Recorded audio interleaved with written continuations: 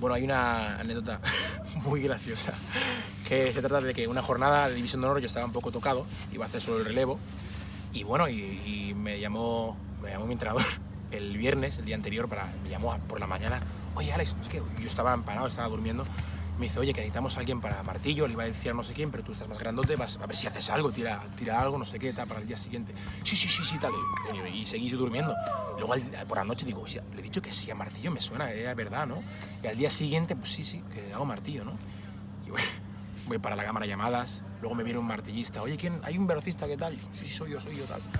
Llego ahí y yo pensando, probaré la técnica esta, tal. Y en cuanto cogí el martillo, digo, ni técnica ni nada.